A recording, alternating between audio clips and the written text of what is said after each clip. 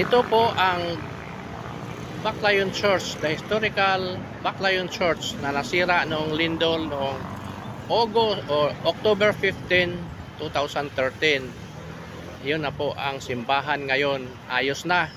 Totally renovated, restored to its original position and original form, katulad sa ibang simbahan sa Loon, sa Maribohok, sa Sagbayan, sa Clarin. Lahat ng simbahan dito halos sinira nung malakas na lindol nung 7.2 magnitude earthquake. Pero lahat na-restored ang simbahan at saka walang binago. Kung ano yung forma, ganun pa rin dati. Ganun pa rin ngayon. Ayan po ang simbahan. Nasa harap tayo. Pasukin natin ang sa loob. May mga history diyan sa loob. Simbahan na ito. At dinadayo ito ng mga foreigners. Maraming mga foreigners pupunta dito. Yan sila, oh. Araw-araw may pupunta dito kasi historical place ito. At saka sa likod nito ang bahay ni Cesar Montano, yung Filipino actor na si Cesar Montano. Nandito sa likod ang bahay nila. Puntahan natin yan mamaya. So ito po yung Baclayon Church. Sa harap tayo.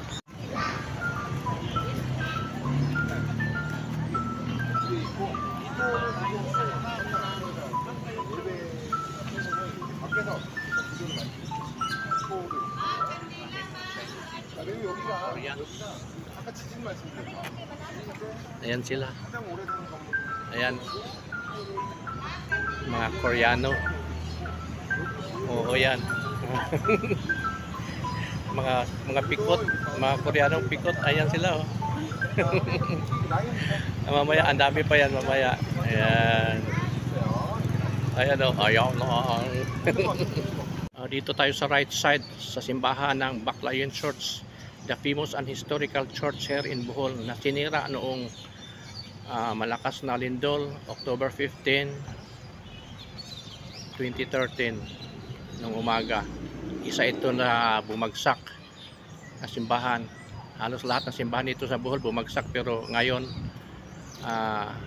fully restored na at walang pinagbago. Pati materials ganun pa rin, oh. Pati doon sa Loon, sa Maribohok, sa Clarin, sa Sagbayan, sa Tubigon, lahat na restored na po. Sa Calape, bumalik or binalik sa dating forma. So yun po. Mamaya ang daming ano rito, tourist.